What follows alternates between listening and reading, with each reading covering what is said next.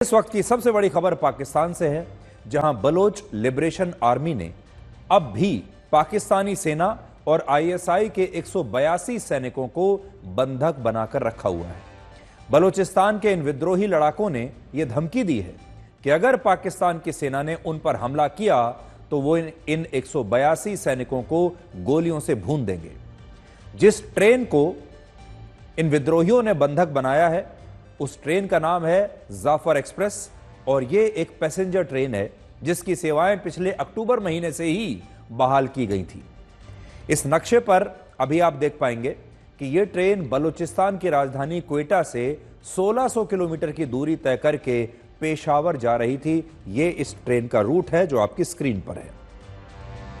क्वेटा में पाकिस्तान की सेना और आईएसआई के जो सैनिक तैनात थे उनकी अलग अलग बटालियंस को पाकिस्तान के पंजाब प्रांत पहुंचना था और बताया जा रहा है कि 3 से 4 बोगियों में पाकिस्तानी सेना के 200 से ज्यादा जवान भी बैठे हुए थे और पूरी ट्रेन में 500 यात्री सवार थे, जिनमें से 200 पाकिस्तानी सेना के सैनिक थे।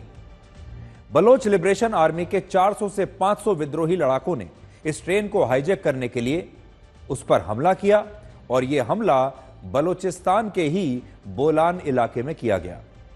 यह इलाका बहुत पथरीला इलाका माना जाता है और यहां पर कुल मिलाकर 17 सुरंगें हैं, जिनके कारण ट्रेन की स्पीड बहुत कम हो जाती है और बलूचिस्तान के विद्रोही लड़ाकों ने इसी बात का पूरा फायदा उठाया। उन्होंने बोलान इलाके के पास पहले एक सुरंग में धमाका किया और इसके बाद ट्रेन पर गोलीबारी शुरू कर दी। इस गोलीबारी में पाकिस्तान की सेना के 20 जवान मारे गए और बाद में विद्रोही लड़ाकों ने पूरी ट्रेन को ही अपने कब्जे में ले लिया। अब भी यह ट्रेन बोलान पास की एक सुरंग में खड़ी है और पाकिस्तान की वायुसेना ने मदद के लिए अपने हेलीकॉप्टर्स इस इलाके में भेजे हैं, लेकिन वो भी अभी तक बंधकों को छोड़ा नहीं पाए हैं। तस्वीरों में आप पाकिस्तानी एयरफोर्स के इन हेलीकॉप्टर्स को देख सकते हैं। बलूचिस्तान लिबरेशन आर्मी के प्रवक्ता ने इस हाईजैक को लेकर 3 बड़ी जानकारियां दी हैं। पहला, उसने आम यात्रियों को छोड़ दिया है, जिनमें महिलाएं और बच्चे भी शामिल हैं। दूसरी बात, पाकिस्तान की सेना ने इस ट्रेन की निगरानी करने के लिए एक ड्रोन वहां पर भेजा था, जिसे बलोच लिबरेशन आर्मी ने नष्ट कर दिया है, यानी मार गिराया है। तीसरी बात, जिन विद्रोही लड़ाकों ने ट्रेन को बंधक बनाया है यानी हाईजैक किया है, वो एंटी एयरक्राफ्ट गन्स से लैस है, जो लड़ाकू विमानों को ट्रेन में बैठे बैठे ही निशाना बना सकते हैं। और बलोच लिबरेशन आर्मी ने यह धमकी भी दी है कि अगर पाकिस्तान की सरकार और सेना ने इस हाईजैक के खिलाफ कोई भी हमला किया तो वो बंधक बनाए गए सभी 182 पाकिस्तानी सैनिकों को वहीं पर जान से मार देंगे। इस हमले में बलोच लिबरेशन आर्मी की मजीद ब्रिगेड शामिल है और यह वही ब्रिगेड है जिसमें फिदायीन हमलावर शामिल होते हैं, जो आत्मघाती हमला करके इस पूरी ट्रेन को 1 सेकंड में उड़ा सकते हैं और वो अपनी जान की परवाह बिल्कुल नहीं करेंगे। और यही बात इस वक्त पाकिस्तान की सरकार और सेना को बहुत डरा रही है, क्योंकि जिन लोगों ने इस ट्रेन को अभी तक अपने कब्जे में लिया है वो सारे फिदायीन लड़ाके हैं, यानी वो 1 मिनट में अपने आप को भी उड़ा लेंगे और इस पूरी ट्रेन को भी उड़ा देंगे। पाकिस्तान जैसे देश बलोच लिबरेशन आर्मी को एक आतंकवादी संगठन मानते हैं, जबकि हमारा देश भारत इसे आतंकवादी संगठन नहीं मानता और इसीलिए हम भी इन्हें आतंकवादी नहीं कह रहे, बल्कि इन्हें हम विद्रोही कह रहे हैं या लड़ाके कह रहे हैं। ये जो संगठन है ये 25 साल पहले वर्ष 2000 में बना था और ये खुद को क्रांतिकारियों का एक समूह कहता है जो पाकिस्तान से बलूचिस्तान की आजादी के लिए जंग लड़ रहा है। तो बलोच लिबरेशन आर्मी ये कहती है कि हम बलूचिस्तान की आजादी के लिए लड़ने वाले क्रांतिकारी हैं, हम आतंकवादी नहीं हैं। यह पाकिस्तान का सबसे बड़ा और खतरनाक विद्रोही गुट है, जिसके पास 6000 विद्रोही लड़ाके हैं। नई पीढ़ी के रॉकेट लॉन्चर्स हैं, यानी मॉडर्न हथियार हैं। M16 सीरीज की ऑटोमेटिक राइफल्स हैं, जिन्हें अमेरिका बनाता है। और इस संगठन के पास बलूचिस्तान में एक बहुत तगड़ा नेटवर्क है, जिसके कारण पाकिस्तान की सेना इस संगठन को अपने लिए सबसे बड़ा खतरा मानती है। वर्ष 2024 में बलूचिस्तान में 938 हमले हुए थे, जिनमें सबसे ज्यादा 302 हमले इसी बलोच लिबरेशन आर्मी ने कराए थे और यह संगठन सिर्फ ड्रग्स और अफीम की तस्करी से ही हर साल 650 करोड़ रुपए कमाता है। एक जमाने में पाकिस्तान ऐसे आतंकवादियों को ट्रेनिंग दिया करता था जो भारत में आकर आतंकवादी हमले करते थे, भारत की फ्लाइट्स को हाईजैक कर लिया करते थे। और इन्हीं में से एक हाईजैक को कंधार हाईजैक कहा जाता है, जिसमें वर्ष 1999 में पाकिस्तान के आतंकवादियों ने इंडियन एयरलाइंस की IC-814 फ्लाइट को हाईजैक कर लिया था और बदले में भारत से मसूद अजहर जैसे 3 खतरनाक आतंकवादियों को छुड़वा लिया था। और ये आतंकवादी आज भी पाकिस्तान में खुलेआम घूम रहे हैं। लेकिन समय का चक्र देखिए कि आज इसी पाकिस्तान में, जो पाकिस्तान हमारे देश में आतंकवादी हमले करवाता था, जो हमारी फ्लाइट्स को हाईजैक करवाता था, जो अपने आतंकवादियों को ट्रेनिंग देकर हमारे यहां भेजता था, आज उसी देश में पाकिस्तान में सबसे ज्यादा आतंकवादी हमले हो रहे हैं। और अब बलोच लिबरेशन आर्मी ने पाकिस्तान की एक पूरी ट्रेन को ही हाईजैक कर लिया है। वर्ष 2012 में अमेरिका की तत्कालीन विदेश मंत्री हिलरी क्लिंटन ने पाकिस्तान से कहा था कि आतंकवाद उस सांप की तरह है जो एक न एक दिन उसे भी डसेगा, और आज पाकिस्तान के साथ यही हो रहा है। अगर आप अपने घर में सांप पालोगे तो एक दिन ये सांप आपको ही डसेगा, और पाकिस्तान ने भी बिल्कुल यही किया है। आज पाकिस्तान के पाप का घड़ा भर चुका है और अब इसी महीने जारी हुए ग्लोबल टेररिज्म इंडेक्स में पाकिस्तान पूरी दुनिया में दूसरे नंबर पर आ गया है, जिसका मतलब यह है कि आतंकवाद से प्रभावित देशों की सूची में पाकिस्तान अब पूरी दुनिया में दूसरे नंबर पर है। आतंकवाद से पाकिस्तान का पुराना रिश्ता रहा है। अब आप ये देखिए कि बलूचिस्तान आखिर पाकिस्तान से आजादी क्यों मांग रहा है। आप में से बहुत सारे लोगों को बलूचिस्तान के बारे में नहीं पता होगा। बलूचिस्तान और पाकिस्तान के बीच ये जो समस्या चल रही है ये क्यों है, ये भी आपको नहीं पता होगा, तो इसके बारे में भी थोड़ा सा जान लीजिए। बलूचिस्तान प्रांत दक्षिणी पाकिस्तान और ईरान की सीमा पर स्थित पाकिस्तान का सबसे बड़ा प्रांत है। आप कह सकते हैं पाकिस्तान का सबसे बड़ा राज्य है, और प्राकृतिक संसाधनों के मामले में यह पाकिस्तान का सबसे अमीर और समृद्ध प्रांत है। यहां पर तांबा है, गैस है, कोयले के बड़े बड़े भंडार हैं। लेकिन सोचिए, प्राकृतिक रूप से इतना धनी और संपन्न होने के बावजूद पाकिस्तान में सबसे ज्यादा गरीबी भी इसी प्रांत में है, और इस गरीबी का कारण है खुद पाकिस्तान।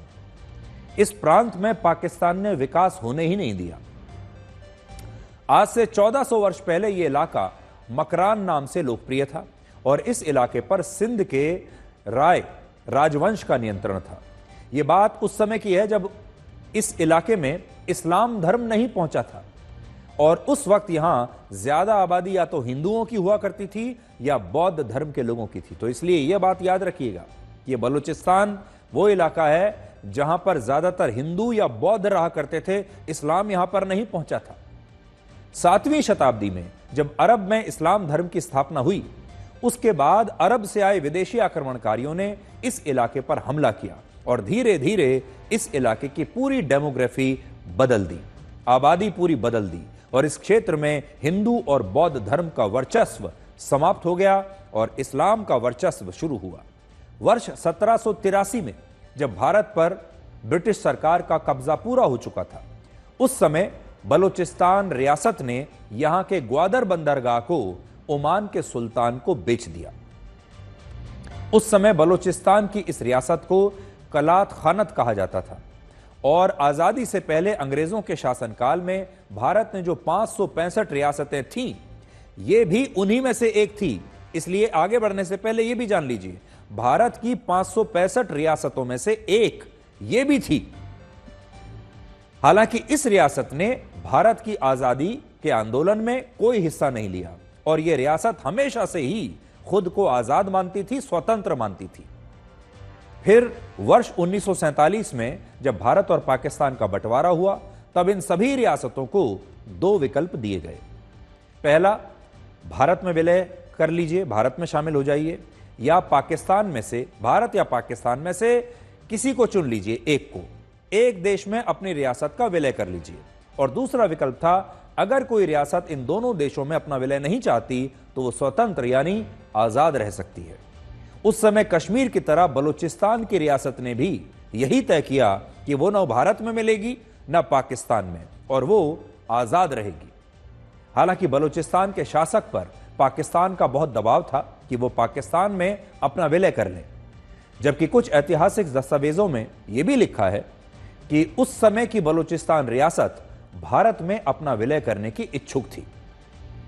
लेकिन 27 मार्च 1948 को पंडित जवाहरलाल नेहरू के करीबी वीपी मेनन ने ऑल इंडिया रेडियो पर देश को यह जानकारी दी कि बलूचिस्तान के शासक ने भारत में अपनी रियासत के विलय का प्रस्ताव भेजा है, लेकिन भारत इस प्रस्ताव को अस्वीकार करता है और भारत का बलूचिस्तान से कोई लेना देना नहीं है। तो सोचिए, बलूचिस्तान कह रहा है कि हम भारत में विलय चाहते हैं, भारत कह रहा है कि हम ये विलय नहीं चाहते। इस बात से तब देश के पहले गृह मंत्री सरदार वल्लभ भाई पटेल इतना नाराज हुए कि उन्होंने तुरंत एक स्पष्टीकरण जारी करते हुए कहा कि भारत को ऐसा कोई प्रस्ताव मिला ही नहीं है।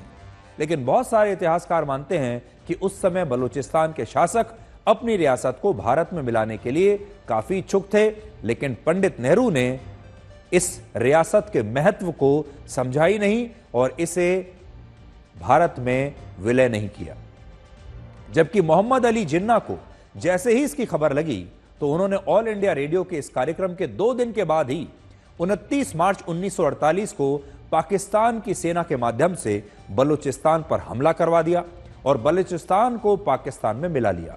और उसी दिन से बलूचिस्तान के लोग ये कहते हैं कि यह विलय उनकी मर्जी के खिलाफ हुआ था और अब उन्हें पाकिस्तान से आजादी चाहिए। यहां एक और दिलचस्प जानकारी आपके लिए यह भी है कि वर्ष 1946 में बलूचिस्तान की रियासत ने ब्रिटिश सरकार के खिलाफ अदालत में एक केस लड़ा था और यह मांग की थी कि आजादी के बाद उनकी रियासत को हमेशा की तरह आजाद रखा जाए। इस रियासत की तरफ से यह केस आप जानते हैं किसने लड़ा था? यह केस लड़ा था मोहम्मद अली जिन्ना ने। वो उस जमाने के बड़े और मशहूर वकील हुआ करते थे। जिन्ना ने यह केस लड़ा और इसके बदले में उन्होंने बलूचिस्तान से बहुत मोटी फीस ली थी। लेकिन हैरानी की बात है कि फिर उसी मोहम्मद अली जिन्ना ने पाकिस्तान के निर्माण के 1 साल के बाद ही बलूचिस्तान पर हमला करके उसे पाकिस्तान में जबरदस्ती मिला लिया और पाकिस्तान और बलूचिस्तान के बीच यह झगड़ा आज तक चल रहा है। बलूचिस्तान के लोग पाकिस्तान से इसलिए भी नफरत करते हैं क्योंकि पाकिस्तान ने बलूचिस्तान का सिर्फ और सिर्फ शोषण किया है। पाकिस्तान के कुल क्षेत्रफल में बलूचिस्तान की हिस्सेदारी 44% है। यह भी आप याद रखिएगा। लगभग आधा पाकिस्तान जो है वो बलूचिस्तान क्षेत्र में है। लेकिन पाकिस्तान की संसद में बलूचिस्तान की हिस्सेदारी सिर्फ 6% है। सोचिए, क्षेत्रफल में 44%, लेकिन पाकिस्तान की संसद में हिस्सेदारी सिर्फ 6%। पाकिस्तान बलूचिस्तान के तांबे, गैस और कोयले से हजारों करोड़ रुपए कमाता है, लेकिन बलूचिस्तान के लोग आज भी गरीब हैं। आज भी खाने के लिए उनके पास अनाज नहीं है और आज भी वो लोग भूखमरी से, गरीबी से संघर्ष कर रहे हैं। वहां के हालात बहुत खराब हैं। बलूचिस्तान की 70% आबादी गरीबी रेखा से नीचे है और यह दुनिया के उन चुनिंदा इलाकों में आता है जहां सबसे ज्यादा गरीबी और लाचारी है। और इस अनदेखी के कारण ही बलूचिस्तान पाकिस्तान के इतना खिलाफ है और लगातार वर्षों से, दशकों से वो पाकिस्तान से आजादी मांग रहा है। अमेरिका के एक थिंक टैंक ने अपनी रिपोर्ट में बताया कि आने वाले वर्षों में पाकिस्तान का बंटवारा भी हो सकता है और पाकिस्तान सिर्फ पंजाब प्रांत तक ही सिमट सकता है। असल में पाकिस्तान में इस समय 6 प्रांत हैं। 6 हिस्सों में पाकिस्तान बटा हुआ है, जिनमें 4 प्रांत हैं। तो यह भी आप समझिए कि पाकिस्तान 6 हिस्सों में बटा है और वहां पर 4 प्रांत हैं। पहला है प्रांत पंजाब, दूसरा है सिंध, तीसरा है खैबर पख्तूनख्वा और चौथा है बलूचिस्तान। ये 4 प्रांत है और पाकिस्तान की आधी से ज्यादा आबादी यानी 53% लोग अकेले पंजाब प्रांत में रहते हैं और यह उनका सबसे संपन्न प्रांत माना जाता है। और पाकिस्तान की राजनीति में और पाकिस्तान की सेना में भी पंजाब प्रांत के लोगों का सबसे ज्यादा वर्चस्व है, सबसे ज्यादा प्रभाव है। जबकि सिंध में पाकिस्तान के 23%, खैबर पख्तूनख्वा में 17% और बलूचिस्तान में पाकिस्तान के सिर्फ 6% आबादी रहती है। अब पाकिस्तान का जो खैबर पख्तूनख्वा प्रांत है, वहां पश्तून समुदाय के लोग ज्यादा रहते हैं, जो खुद को अफगानिस्तान का हिस्सा मानते हैं, और हो सकता है कि पाकिस्तान का यह प्रांत एक दिन अफगानिस्तान में ही मिल जाए, क्योंकि वो अपने आप को अफगान मानते हैं। और एक आतंकवादी संगठन है जिसका नाम है तहरीक-ए-तालिबान पाकिस्तान। यह लगातार पाकिस्तान की सेना पर हमले करता रहता है। बलूचिस्तान प्रांत में पहले से ही आजादी के लिए आंदोलन चल रहा है, और बलूचिस्तान एक अलग देश बनना चाहता है जिसकी राजधानी ग्वादर या कोयटा हो सकती है। और सिंध पाकिस्तान का वो प्रांत है जहां सबसे ज्यादा अल्पसंख्यक रहते हैं, और सिंध को सिंधु नाम का देश बनाने की मांग भी चलती रहती है। इसलिए पाकिस्तान का यह प्रांत भी हो सकता है एक दिन पाकिस्तान से अलग हो जाए। और जो पाकिस्तान ऑक्यूपाइड कश्मीर है, वो तो आप जानते ही हैं कि चोरी से ली गई जमीन है, जो पाकिस्तान ने भारत से चुरा ली, और एक ना एक दिन पाकिस्तान ऑक्यूपाइड कश्मीर भी भारत में मिल सकता है। और पिछले हफ्ते ही भारत के विदेश मंत्री एस जयशंकर ने कहा था कि पीओके के भारत में मिलते ही कश्मीर समस्या का अंत हमेशा के लिए हो जाएगा, और हमेशा के लिए कश्मीर में शांति स्थापित हो जाएगी। On Kashmir, actually we have done, I think, a good job solving most of it. I think removing Article 370 was one step, number one. Then restoring growth and economic activity and social justice in Kashmir was step number two. Holding elections, which were done with a very high turnout, was step number three. I think the part we are waiting for is the return of the stolen part of Kashmir, which is on the under illegal Pakistani occupation. When that's done, I assure you, Kashmir solved.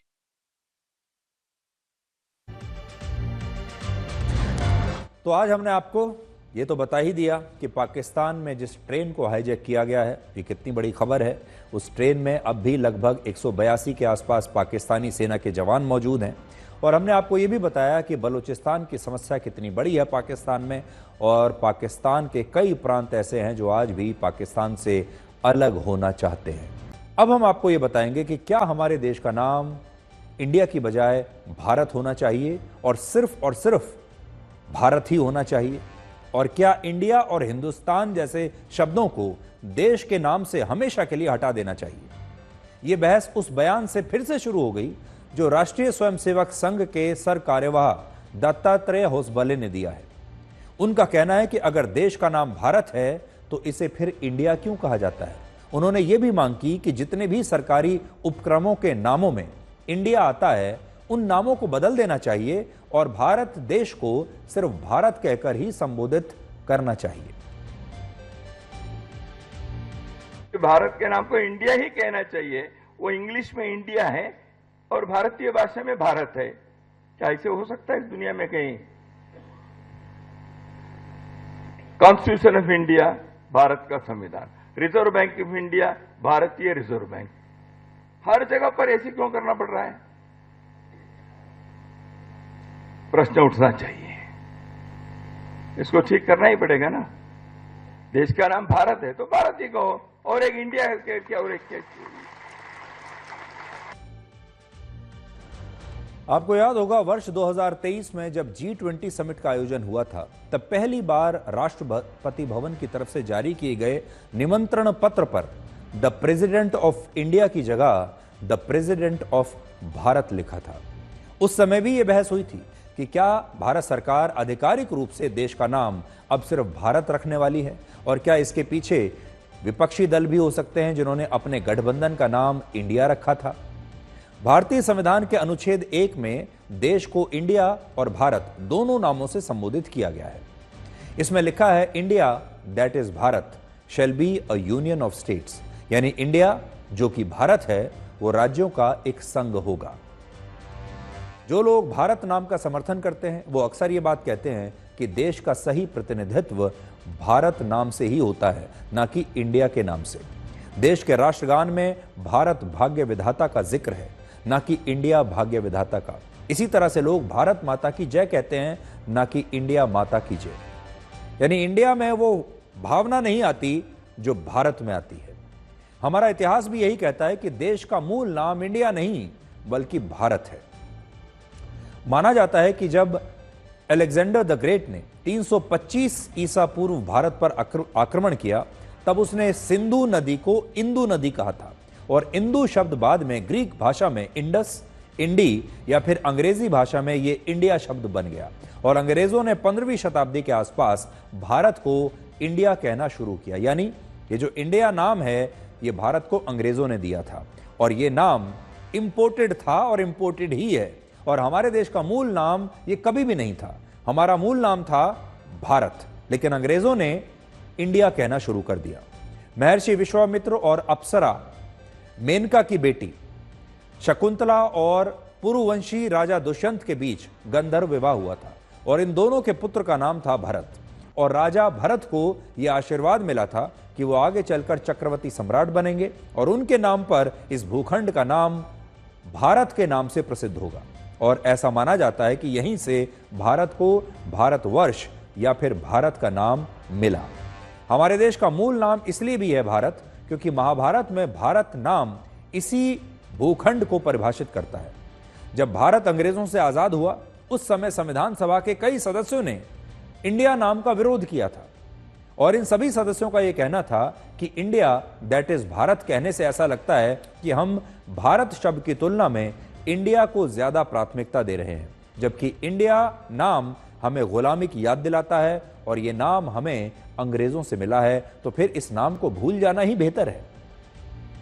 वर्ष 2020 में ही supreme court ने एक याचिका को खारिज करते हुए कहा था कि अगर देश का नाम इंडिया की जगह सिर्फ भारत रखना है तो इसके लिए याचिकाकर्ता को भारत सरकार के सामने अपनी मांग रखनी चाहिए और भारत सरकार देश का नाम तय करने के लिए पूरी तरह से स्वतंत्र है। अगर सरकार चाहे तो नाम बदल सकती है और ये एक ऐसा मुद्दा है जिस पर कई वर्षों से बहस चलती आ रही है और अब आरएसएस की मांग के बाद ये मुद्दा फिर से चर्चा में आ गया है।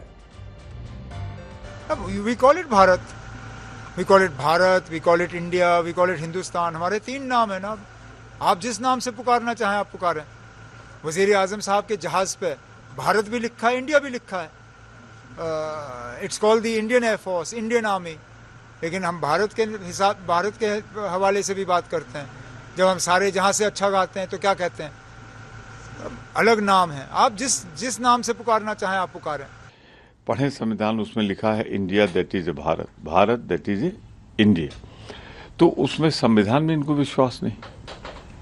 अगर संविधान में विश्वास नहीं है तो हमारी आशंका सही है, भारतीय जनता पार्टी या उसके संगठन भारत के संविधान को बदलना चाहते हैं, हम उन्हें बदलने नहीं देंगे। जब प्राइम मिनिस्टर विदेश में जब मीटिंग करता है तो उनका सामने जो लिख कर रखता है, जो बोर्ड है, उसमें क्या है, इंडिया। टीम तो बोलता है क्रिकेट का team, we are proud of the team of India. ये आरएसएस का मगज में कुछ आया, इस लोग का कुछ इसको देश का स्वाधीनता का लड़ाई के लिए इसको कोई रोल नहीं है, कुछ नहीं है। ये लोग जो मर्जी तय करता है, वो लोग हिंदू मुसलमान करेंगे, वो लोग इंडिया भारत करेंगे, वो लोग देश के लिए कोई, आप सोचे सुना है कभी आरएसएस देश के गरीब आदमी को लिए कुछ बोल रहा है? अब जो सच्चाई है वो ये है कि हमारे देश में आपके पास दोनों विकल्प हैं। आप इस देश को भारत भी कह सकते हैं, आप इंडिया भी कह सकते हैं। जब बड़े बड़े आयोजन किए जाते हैं, सरकारी आयोजन, उनमें राष्ट्रपति के लिए प्रेसिडेंट ऑफ भारत लिखा जाता है। प्रधानमंत्री भी जब कहीं बैठते हैं तो उनके नाम के सामने जो उनकी नेम प्लेट लगती है उसमें भी प्रधानमंत्री भारत लिखा होता है बहुत सारी जगहों पर। इसलिए भारत सरकार दोनों ही नाम इस्तेमाल करती है, कभी कभी इंडिया और कभी भारत। हमारे देश में भी लोग दोनों ही नामों को प्रयोग करने के लिए पूरी तरह से स्वतंत्र हैं। लेकिन हमेशा याद रखिए, किसी भी देश में जब कोई बदलाव आता है तो सबसे पहले आता है समाज के जरिए, सबसे पहले आता है लोगों के जरिए। लोगों की क्या मर्जी है, लोगों की जुबान पर क्या चढ़ा हुआ है। सरकार चाहे कोई भी कानून बना ले, कई बार कोई भी नाम बदल ले, कई बार आपने देखा होगा सरकार शहरों के नाम बदल देती है, राज्यों के भी नाम बदल देती है, लेकिन लोग लंबे समय तक उन शहरों को पुराने नामों से ही पुकारते रहते हैं। इसलिए लोगों की क्या मर्जी है। अगर भारत के लोग आज चाहें कि वो आज के बाद इस देश को भारत के नाम से ही बुलाएंगे, भारत के नाम से ही इसके बारे में लिखेंगे, तो ये बदलाव अपने आप आ जाएगा। इसके लिए आपको किसी कानूनी संशोधन की आवश्यकता नहीं पड़ेगी। लेकिन सरकार अगर चाहे तो भारत का नाम बदल सकती है और इंडिया की बजाय हमेशा के लिए भारत का नाम आ सकता है। लेकिन जो लोगों की मर्जी है, सबसे पहले किसी भी सरकार को यह पता चलना चाहिए कि लोगों की मर्जी क्या है, और जब मर्जी पता चलती है तो फिर हर सरकार को उस मर्जी का सम्मान करना चाहिए। अब यह आपके ऊपर है कि कल से आप अपने देश को इंडिया कहना चाहते हैं या भारत कहना चाहते हैं, आपके ऊपर है। देशभक्ति में कोई कमी नहीं आएगी। आप इंडिया कहकर भी देशभक्त बने रह सकते हैं और भारत कहकर भी बने रह सकते हैं। मतलब यह है कि आपको अपने देश से प्यार होना चाहिए, चाहे आप इंडिया कहिए या भारत कहिए। अगर भारत कहेंगे तो हो सकता है आपको थोड़ा ज्यादा अपनापन महसूस होगा।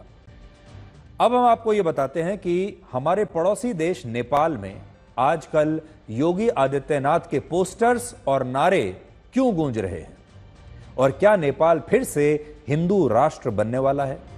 नेपाल में हिंदू राष्ट्र की बहाली के लिए आजकल एक बहुत बड़ा आंदोलन चल रहा है, जिसके पोस्टर बॉय उत्तर प्रदेश के मुख्यमंत्री योगी आदित्यनाथ बन गए हैं। नेपाल के हिंदुओं का कहना है कि उन्हें मुख्यमंत्री योगी आदित्यनाथ जैसा हिंदू नेता चाहिए जो नेपाल को फिर से हिंदू राष्ट्र बना सके। नेपाल में 16 साल पहले मई 2008 में राजशाही का शासन समाप्त हुआ था और फिर वहां पर लोकतंत्र की स्थापना हुई। लेकिन अब नेपाल के हिंदू अपने देश से लोकतंत्र को हमेशा के लिए हटाना चाहते हैं। उन्हें लोकतंत्र पसंद नहीं आ रहा। बड़ी बात यह है कि ये सारे हिंदू मुख्यमंत्री योगी आदित्यनाथ के जबरदस्त फैन हैं। नेपाल में अगर राजशाही शासन की वापसी हुई तो वहां के पूर्व राजा ज्ञानेंद्र शाह वापस सत्ता में आ सकते हैं, और इसलिए इस आंदोलन का नेतृत्व भी वही कर रहे हैं। और इसमें राजतंत्र का समर्थन करने वाली राजनीतिक पार्टियां भी उनके साथ खड़ी हैं। और इन पार्टियों में सबसे प्रमुख पार्टी का नाम है राष्ट्रीय प्रजातंत्र पार्टी, और इस पार्टी के ज्यादातर कार्यकर्ता और नेता और समर्थक मुख्यमंत्री योगी आदित्यनाथ को अपना आदर्श मानते हैं। और वो नेपाल की इस राजनीतिक पार्टी में इतने लोकप्रिय हो गए हैं कि इस लोकप्रियता से वहां के पूर्व राजा ज्ञानेंद्र शाह भी अब असहज हो गए हैं। वो सोचते हैं कि आंदोलन तो मेरे लिए हो रहा है, मुझे वापसी करनी है, लेकिन पोस्टर लग रहे हैं योगी आदित्यनाथ के, नारे लग रहे हैं योगी आदित्यनाथ के, तो ज्ञानेंद्र शाह भी थोड़े से परेशान हैं। ज्ञानेंद्र शाह का कहना है कि उनकी रैली में मुख्यमंत्री योगी के जो पोस्टर्स लहराए गए उसके पीछे उनके समर्थक नहीं हैं, बल्कि नेपाल के प्रधानमंत्री केपी शर्मा ओली की ये एक साजिश है। जबकि वहां के प्रधानमंत्री केपी शर्मा ओली कहते हैं कि ज्ञानेंद्र शाह को अपनी रैली में किसी विदेशी नेता की तस्वीर का इस्तेमाल नहीं करना चाहिए। भारत का पड़ोसी देश होने के नाते और उसके साथ साथ नेपाल की 579 किलोमीटर लंबी सीमा उत्तर प्रदेश के साथ लगती है, और उत्तर प्रदेश के मुख्यमंत्री हैं योगी आदित्यनाथ। 579 किलोमीटर की रेखा, जो सीमा रेखा है, वो नेपाल की यूपी से लगती है। अयोध्या में राम मंदिर का निर्माण होने के बाद मुख्यमंत्री योगी की नेपाल में लोकप्रियता काफी बढ़ी है, और इसके दो कारण हैं। पहला, नेपाल एक हिंदू बहुल देश है जहां पर 81% आबादी हिंदुओं की है। दूसरा, नेपाल के जनकपुर को सीता जी की जन्मस्थली माना जाता है, जिसके कारण नेपाल के हिंदुओं का उत्तर प्रदेश से काफी लगाव है, और वो मुख्यमंत्री योगी की हिंदुत्व की शैली को बहुत पसंद करते हैं।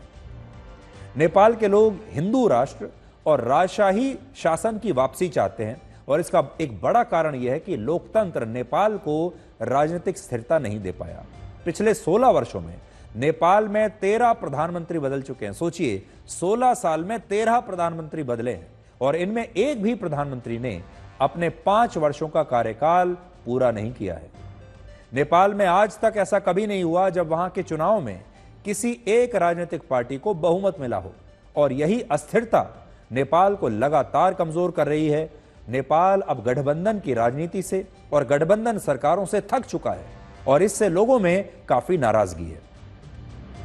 दूसरी बात, नेपाल की सरकार का वामपंथ के प्रति झुकाव काफी ज्यादा है, जिससे हिंदुओं को ऐसा लगता है कि इस सरकार में उनका प्रतिनिधित्व नहीं है, और यह सरकार नेपाल नहीं बल्कि शायद चीन की कम्युनिस्ट पार्टी रिमोट कंट्रोल से चला रही है, जिससे वहां के हिंदू नाराज है।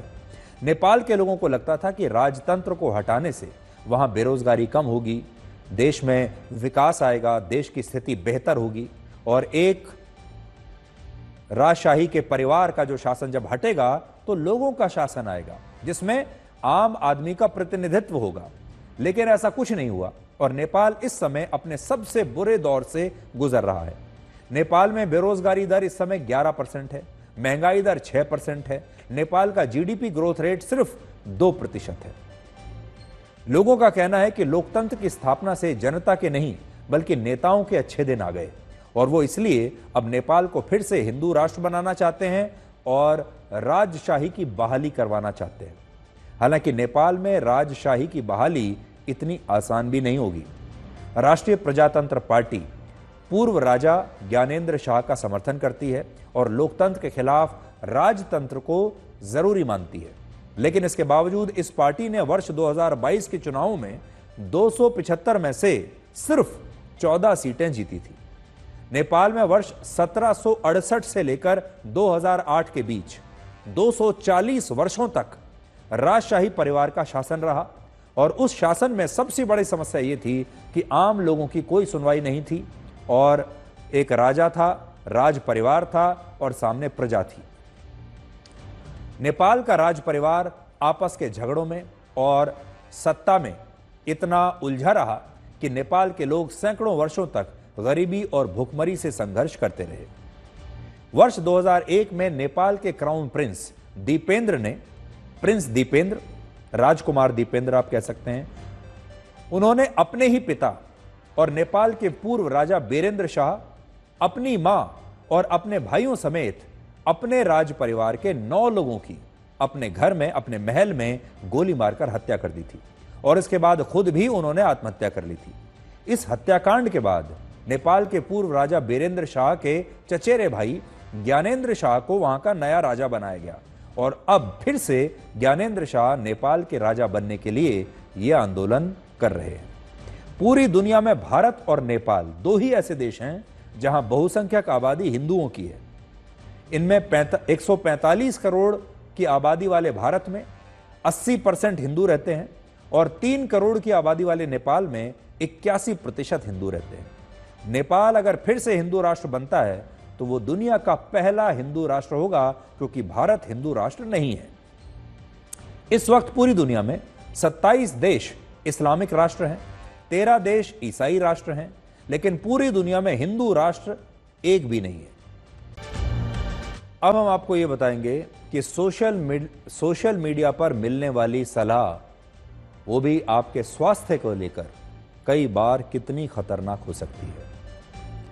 आप में से बहुत सारे लोग सोशल मीडिया पर अक्सर ऐसे वीडियोस देखते होंगे जो आपके स्वास्थ्य के बारे में होते हैं, हेल्थ के बारे में होते हैं, जिनमें कैंसर से लेकर डायबिटीज तक और वजन घटाने से लेकर जवान बने रहने तक के लिए अलग अलग नुस्खे बताए जाते हैं। आपके पास भी ऐसे वीडियोस बहुत आए होंगे जिनमें अलग अलग नुस्खे होते हैं। वो बताते हैं कि घर बैठे बिना व्यायाम किए भी आप अपना वजन घटा सकते हैं और आप में से बहुत सारे लोग उन्हें मानकर फॉलो भी करने लगते होंगे। लोगों को इनमें बताया जाता है कि वो कौन सी जड़ी बूटियां खाकर अपने बाल झड़ने से रुक सकते हैं, कौन सी दवाइयां खाकर जवान बने रह सकते हैं, किन घरेलू नुस्खों को अपनाकर वो बिना डॉक्टर के पास गए डायबिटीज और हाई ब्लड प्रेशर और कैंसर जैसी बीमारियों को ठीक कर सकते हैं। वो बताते हैं कि कौन सा जूस पीना चाहिए, कौन सी जड़ी बूटी खानी चाहिए। ये सारे वीडियो आप सोशल मीडिया पर देखते हैं और बहुत सारे लोग बिना सोचे समझे, बिना डॉक्टर से बात किए इन वीडियोस में बताई गई बातों को सही मान लेते हैं और फिर फॉलो करने लगते हैं। लेकिन केरल में इन्हीं वीडियोस की वजह से एक 18 साल की लड़की की जान चली गई। इस लड़की का नाम था श्री नंदा, जो यूट्यूब पर दिन भर वीडियोस देखती रहती थी और इन वीडियोस को देखकर एक दिन उसे ऐसा लगने लगा कि उसका वजन बढ़ रहा है और वो मोटापे का शिकार हो रही है और इस मोटापे के कारण उसे कभी भी हार्ट अटैक आ सकता है। वो ऐसी मानसिक स्थिति में पहुंच गई। इन हेल्थ वीडियोस को देखने से इस लड़की को एक मानसिक बीमारी हो गई जिसे एनोरेक्सिया डिसऑर्डर कहते हैं। इस बीमारी में व्यक्ति को फिट होने के बावजूद ऐसा लगता है कि उसका वजन बढ़ रहा है और वो इस वजह से खाना खाना छोड़ देता है। और इस लड़की ने भी यही किया, खाना खाना छोड़ दिया। इस लड़की ने YouTube पर कुछ वीडियोस देखे जिनमें यह सलाह दी गई थी कि वजन घटाने के लिए व्यक्ति को लिक्विड डाइट पर चले जाना चाहिए।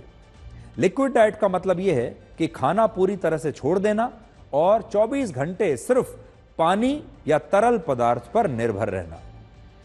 यह लड़की 6 महीने तक ऐसे ही लिक्विड डाइट पर रही, अलग अलग इंटरनेट पर वीडियोस देखने के बाद, और इसका वजन सिर्फ 24 किलोग्राम रह गया।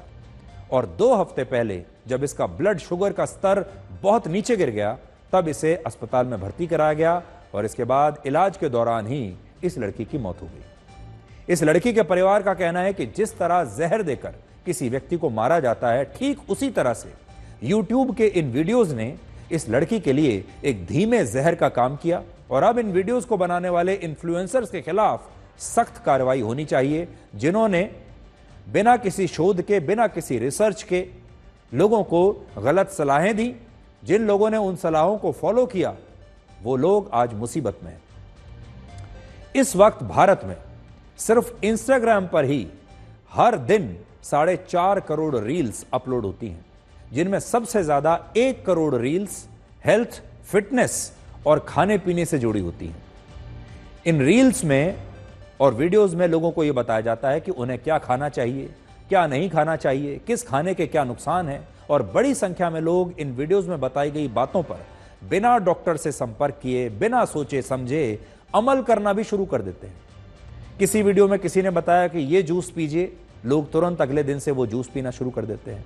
इस पेड़ के पत्ते खाना शुरू कर दीजिए, लोग अगले दिन वो शुरू कर देते हैं। अपने रसोई में से इस मसाले को पीसकर इस विधि के साथ खाना शुरू कीजिए, इससे आपके शरीर में ये बदलाव आ जाएगा। लोग उसे ऐसे ही मानकर चलते हैं। एक सर्वे के मुताबिक 70% युवा सोशल मीडिया पर मिलने वाली हेल्थ टिप्स को बिना सोचे समझे फॉलो करते हैं और इसके बारे में डॉक्टर से कभी सलाह लेते ही नहीं। लेकिन केरल की इस घटना से आप सीख सकते हैं कि सोशल मीडिया पर जितने भी वीडियोस आप देखते हैं, वो वीडियोस आपको फिट बनाने के लिए नहीं है, बल्कि ये सारे वीडियोस कंटेंट बनाकर पैसा कमाने के लिए होते हैं। ये इसलिए बनाए जाते हैं ताकि इन वीडियोस को ज्यादा से ज्यादा व्यूज मिले, लोग ज्यादा से ज्यादा इन्हें फॉरवर्ड करें। जैसे ही आप इन्हें देखते हैं, जैसे ही आप इन्हें फॉरवर्ड करते हैं अपने दोस्तों को, इन्हें बनाने वाले जो लोग हैं उनका काम हो जाता है, पैसा उनकी जेब में चला जाता है। अगर आप इन यूट्यूबर्स का कंटेंट देखकर इनकी सलाहों पर अमल करते हैं और डॉक्टर की जगह इनकी बातों को मानते हैं, तो आप अपनी जिंदगी को बहुत बड़े खतरे में डाल रहे हैं। और केरल की घटना से आज पूरे देश को, हर परिवार को यही सीख लेनी चाहिए। सोशल मीडिया कितना खतरनाक हो सकता है, उसे आप हमारी अगली खबर से भी समझ पाएंगे। सोशल मीडिया आपको न जाने किस आभासी दुनिया में ले जा रहा है। आप सोशल मीडिया पर ऐसे कई बच्चों की आजकल तस्वीरें देखते होंगे जिन्हें कोई ना कोई गंभीर बीमारी है और जिनके इलाज के लिए 5, 10 या 15 करोड़ रुपए चाहिए होते हैं। और इन बच्चों के इलाज के लिए इनके गरीब माँ बाप रोते हुए आंसुओं से आपसे मदद मांगते हैं। जब आप इन वीडियोस को देखते हैं तो आपका दिल पसीज जाता है। आपको लगता है कि नहीं, इस परिवार की, इस बच्चे की तो मदद करनी ही चाहिए। जब आप इन बीमार बच्चों को, इनके माता पिता की भावुक तस्वीरों को, माता पिता के आंसुओं को देखते हैं, तो आपके मन में भी ये बात आती है कि आपसे जो मदद हो सकती है वो आप जरूर करें। और ये लोग भी आपसे हाथ जोड़कर यही कहते हैं कि आप जितनी भी मदद के लिए समर्थ हैं, उतना पैसा इनके अकाउंट में भेज दें। लेकिन आज हम आपको बताना चाहते हैं कि इन बीमार बच्चों के इलाज के नाम पर आपके साथ एक बहुत बड़ी धोखाधड़ी हो रही है। आज तक की फैक्ट चेक टीम ने कुछ ऐसे ही ठगों को बेनकाब किया है जो सोशल मीडिया पर घायल और बीमार बच्चों की तस्वीरें शेयर करके उनके इलाज के लिए लोगों से पैसे दान करने की अपील करते हैं और इन तस्वीरों के साथ अपने यूपीआई अकाउंट या QR कोड भी शेयर करते हैं। इन्हीं में से एक ठग का नाम है अतुल सिंह, जो गोरखपुर का रहने वाला है। खुद को एक समाज सेवी बताता है। इसने 5 साल की एक बच्ची की तस्वीर शेयर की और लिखा कि इस बच्ची को इलाज के लिए मदद चाहिए। लेकिन जब हमारी टीम ने जांच की तो पता चला कि यह बच्ची भारत की थी ही नहीं, बल्कि ये फिलिस्तीन के गाजा की रहने वाली थी और इस बच्ची की जॉर्डन में इलाज के दौरान पहले ही मौत हो चुकी है। इस बच्ची के परिवार ने हमें उसकी कब्र की तस्वीर भी भेजी है, यह बताते हुए कि यह बच्ची जिंदा नहीं है। और परिवार ने बताया कि उसने कभी भी भारत में किसी से भी मदद के लिए संपर्क नहीं किया है। अतुल जैसे तमाम लोग इंटरनेट के ऐसे ही गिद्ध हैं जो बीमार, लाचार और घायल बच्चों की तस्वीरों को इंटरनेट पर खोजते रहते हैं। उनके नाम पर लोगों को भावुक करके वीडियोस बनाकर फिर उनसे पैसा बटोरते हैं। ये लोग अपनी पहचान छिपाने के लिए फर्जी सोशल मीडिया अकाउंट्स का सहारा लेते हैं। कई बार धार्मिक और समाज सेवी कंपनियों के अकाउंट्स बनाते हैं और उनका इस्तेमाल बच्चों के फोटो और वीडियो पोस्ट करने के लिए करते हैं, जिससे धार्मिक और सामाजिक सोच के लोग संवेदनशील हो जाते हैं, इमोशनल हो जाते हैं और फिर इन ठगों को पैसा भेज देते हैं। सबसे बड़ी बात यह है कि ये लोग हिंदू देवी देवताओं को भी छोड़ते नहीं। अतुल सिंह श्री राम फैमिली नाम से एक इंस्टाग्राम अकाउंट चलाता है, जिस पर ऐसे ही बच्चों के फोटो पोस्ट किए जाते हैं। कई बार ये लोग विदेशी बच्चों के वीडियोस में हिंदी ऑडियो लगा देते हैं, उनकी आवाज को हिंदी में डब कर देते हैं, जिससे लोगों को लगता है कि ये बीमार बच्चा शायद भारत का है। और इन वीडियोस में अक्सर किसी महिला की बहुत दर्द भरी आवाज भी होती है। आप ऐसे वीडियोस देख सकते हैं। ये सारे वीडियोस फर्जी हैं। ये वीडियोस आपको इमोशनल जरूर बनाएंगे, लेकिन याद रखिए ये फर्जी वीडियोस हैं। इसके अलावा कुछ फर्जी अकाउंट्स अलग अलग एनजीओज के नाम से भी ठगी करते हैं और इनके अकाउंट्स किसी प्रतिष्ठित या मशहूर एनजीओ के नाम से मिलते जुलते होते हैं, जिससे लोग भ्रमित हो जाते हैं। ये लोग एनजीओ के असली अकाउंट पर शेयर होने वाला वीडियो ही अपने अकाउंट पर पोस्ट कर देते हैं और उसके साथ अपना क्यूआर कोड लगा देते हैं, जिससे मदद का पैसा उस एनजीओ के पास नहीं बल्कि इनके पास आ जाता है। इससे होता यह है कि मजबूर लोग वास्तव में इलाज के लिए तरसते रह जाते हैं। जो असली लोग हैं, जिन्हें मदद चाहिए, उन तक मदद पहुंचती नहीं और ये ठग इस पैसे से खूब मौज करते हैं और इस पैसे को बीच में से ही ले जाते हैं। ऐसा ही काम सहारनपुर का एक कथित इन्फ्लुएंसर अब्दुल रहीम भी करता है, जो कार और घूमने फिरने का काफी शौकीन है, लेकिन कुछ फर्जी अकाउंट से बीमार बच्चों के फोटोज डालकर ये पैसा जुटाता है, जिससे ये अपनी गाड़ियों का शौक पूरा करता है और अपने घूमने फिरने का शौक पूरा करता है। इसी तरह ठगी करने वाले ये लोग एक दूसरे के अकाउंट्स को फॉलो भी करते हैं और अक्सर एक ही वीडियो पर अपना अपना क्यूआर कोड लगाकर ये शेयर कर देते हैं। हमारी इन्वेस्टिगेशन के दौरान हमें कई ऐसे अकाउंट्स मिले जो आज आपको ध्यान से देखने चाहिए। इसलिए अब किसी बीमार और लाचार बच्चे की तस्वीर लगाकर अगर कोई पैसा मांगता आपको दिखे तो इमोशनल होकर पैसा देने से पहले ये जरूर जांच लें कि ये पैसा वाकई उस बच्चे के इलाज में इस्तेमाल होगा भी या नहीं। जल्दी से प्रधानमंत्री नरेंद्र मोदी की 2 दिन की मॉरिशस यात्रा के बारे में आपको बताते हैं। कल मॉरिशस का स्वतंत्रता दिवस है और स्वतंत्रता दिवस समारोह है और प्रधानमंत्री नरेंद्र मोदी इसके मुख्य अतिथि हैं। आज जब प्रधानमंत्री मोदी मॉरिशस पहुंचे तो उनका स्वागत बिहार के पारंपरिक लोकगीत से हुआ, जिसे गीत गवई कहते हैं। गीत गवई भोजपुरी भाषा का एक स्वागत लोकगीत है और इसके सांस्कृतिक महत्व को देखते हुए यूनेस्को ने भी वर्ष 2016 में इसे सांस्कृतिक धरोहर की सूची में शामिल किया था। हम सबसे पहले आपको प्रधानमंत्री मोदी के स्वागत में गाए गए इसी भोजपुरी गीत के कुछ अंश आज सुनवाते हैं आपको।